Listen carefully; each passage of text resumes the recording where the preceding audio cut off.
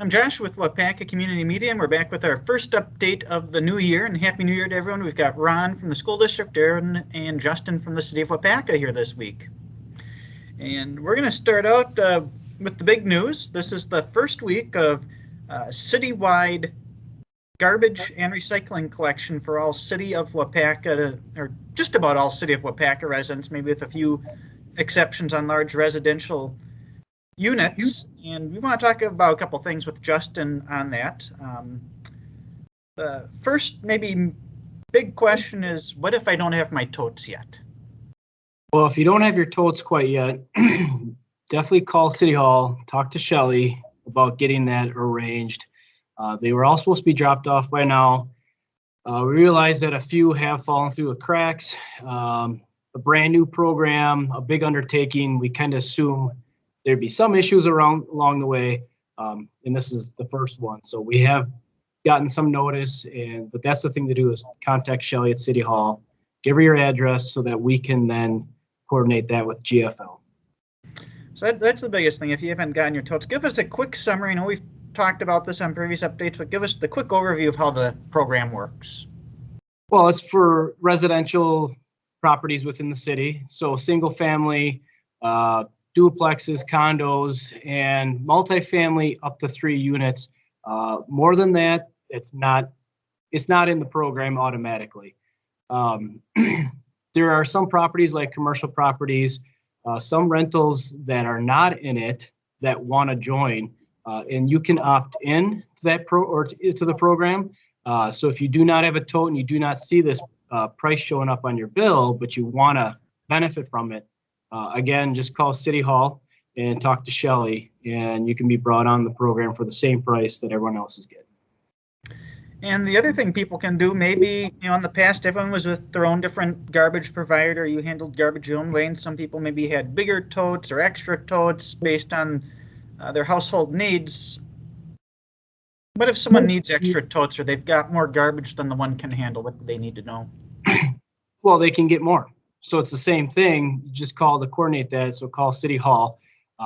You can get an extra garbage tote for $9.90 a month and an extra recycling tote for $4.02. So that's on top of the base price of $13.92 a month. So if you are somebody who's really big into recycling and you want that second recycling tote, we can get that for you. It just takes just that person request it through City Hall.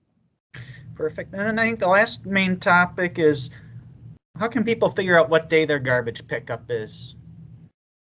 Well, we created that map. Not the clearest. We were working on making that better. The map is found on the city website. It's also on the back of the city calendars that are new this year. And it shows basically the major landmarks of the area, Highway 10, the lakes, some of the major streets people should be able to pick up, like School Street, and it's color coordinated. So it's Tuesday, Wednesday, Thursday, and whatever your property is colored. Garbage pickup is weekly, and recycling is the first and third week of the month on that same day of your garbage. So find those things out, or try to find that map and figure it out. If you can't, certainly you can call City Hall and ask for a little assistance. In the meantime, we're going to try and publish a cleaner, more detailed map. Perfect. And Aaron, I know you want to say a couple words about the garbage program and some of the cost savings for our residents. Yeah, and Justin, I'm going to piggyback off of a couple things he said, and we expected, this is a big transition to go from all these individual haulers to a citywide contract and one hauler. And like Justin said, we expected there to be, not everything was going to run smooth, but the benefits within the next couple of weeks after those first few pickups have been done, hopefully everyone has their totes by that point. It should run pretty darn smoothly after that. And we just want to thank everyone who's been patient. I know we say to call Shelly. She's done a lot of work. She's our utility billing clerk, and she's fielded a lot of questions, hopefully pointed people in the right direction. Thank you to all you who have been patient as we roll this out. And I know she's working hard to get your answers. So. Perfect. Let's jump over to the school district and Ron, and the other big news. for those of you following COVID in some way, shape, or form, the new variants out there, the CDC's making adjustments on their recommendations, and in turn, the school district's making changes on their protocols. And Ron's going to get us up to date what those changes are. Yeah, our medical team met on Monday as soon as we came back, and they've been working on putting the new flow chart together and what the changes are. The good news is there's some increased level of flexibility regarding testing. Instead of just having to have a PCR test, we're now allowing that antigen rapid test or an at-home test. So any one of those three we will accept. And also, we went from 10 days to a 5-day quarantine. So if a person is a close contact and maybe asymptomatic, it's a 5-day with a negative test.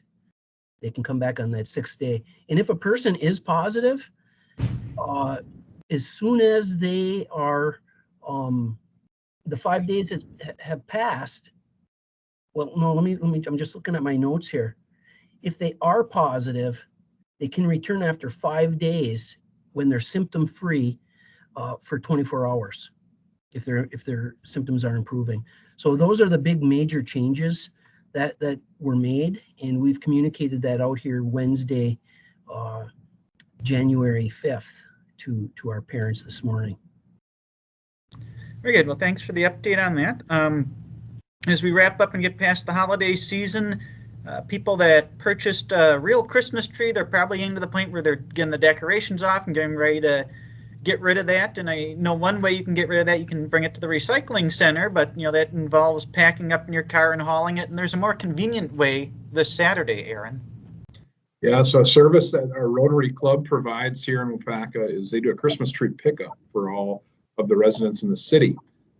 There are a bunch of volunteers, Ron being one of them, that will meet at the truck stop at about 8 a.m. They'll take off at 8:30, and they will go around to all of the different wards within the city, pick up any trees that are on the curbside. So if you have a tree and you don't know what to do with it, make sure it's on the curbside before 8:30 a.m. this Saturday, and will get picked up. It's more of a service, but it's a little bit of a fundraiser. I know that there are donations that are given as the people come along. If you have a couple bucks and want to donate towards Rotary, who just does a bunch of great work within the community, feel free to do that. I know it would be appreciated, and we're going to have a lot of fun going out and driving our trucks around and picking up some trees. Very good. And I guess just to elaborate on this, you're asking for some donations, and one, you're saving people a bit of hassle picking up those trees for them. But what are some of the things Rotary does with their money? Ron, I was going to kick it to you before, so I'll kick it to you now. Well, it's a lot of positives. A lot of it is scholarships. I know they give some scholarships to students. They give grants out to teachers. I know they give donations to other community activities that exist. So it's called I think it's the Waupaca Area Rotary, because we have some people that don't live directly in Waupaca, but the money basically stays here in our community.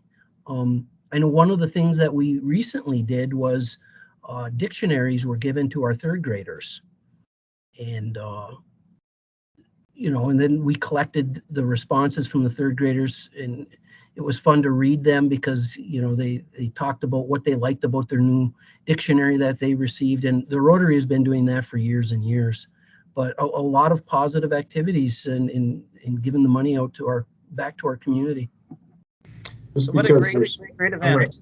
Jump in one real quick here, just because there's one actually a park that the city has that's specifically named after Rotary Riverview Park. They do a lot of work down there. So make donations towards community shared assets.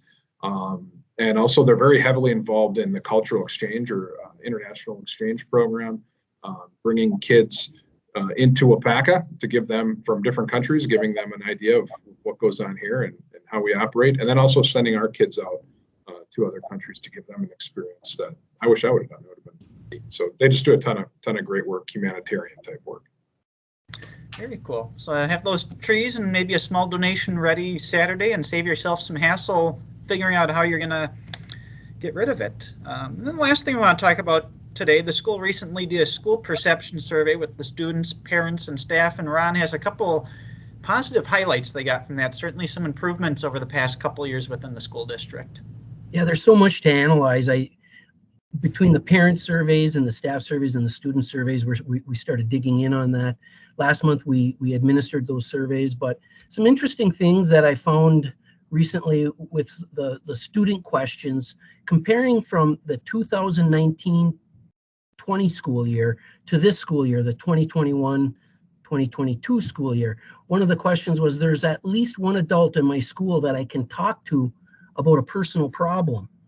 And we went from affirmative answers back in the 2019-20 year of 67.8% up to this year was 75.1%. So we had a 7.3 improvement there, which I thought was a very positive. Another was, I'm satisfied with our school's efforts to prevent bullying.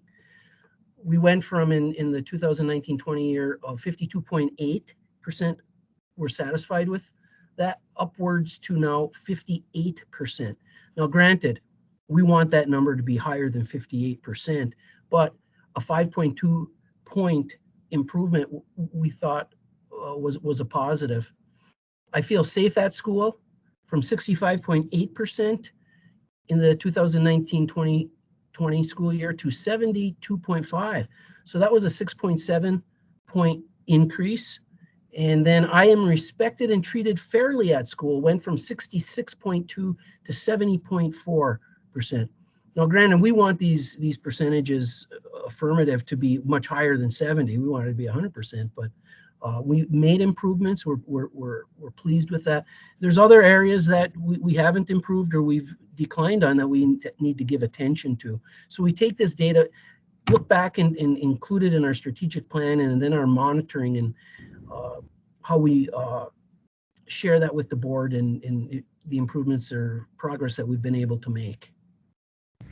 Well, it's good to hear about the positive improvements from the survey, and it's good to hear that you take the results and you're actually doing something with it with your strategic plan and getting some things in place to continue the improvements. So maybe in another year when we talk, those percentages are even higher. That's what we want. We want to continuously improve every day, every year. It's just about getting a little bit better every day. Hopefully we can continue to do that. Well, Ron, Aaron, Justin, thanks for the time today to get the community up to date, and Happy New Year. Happy New Year. Cool. Thank you, Josh.